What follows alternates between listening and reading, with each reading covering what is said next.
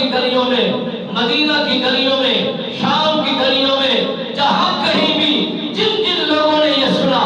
اور وہ اس انداز میں بدل گئے اور اس انداز میں رخصت ہو گئے کہ تاب نہ لا سکے، حضرت بلال حبشی سرکار جب مدینہ المنورہ کی سرزمین کو چھوڑ کر آپ تشریف لے جاتے ہیں، صدیوں سال بعد لوٹ کر جب مدینہ کی گلیوں میں پہنچتے ہیں تو وہ اپنے آقا مولا صلی اللہ علیہ وآلہ وسلم سرکار کو اپنی آنکھوں کے سامنے نہ پا سکے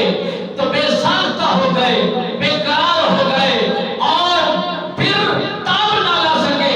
زمین پر گر گئے، بے ہوشی کا عالم ہو گیا۔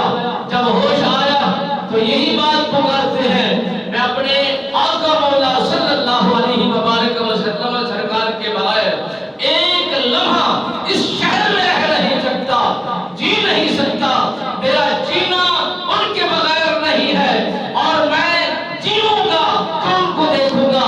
اگر میں ہجرت میں رہوں گا، اس شہر کو چھوڑ کر دوسرے شہر میں رہ کر زندگی کو بسر کر سکتا ہوں، مگر مدینہ کی گلیوں میں رہ کر میں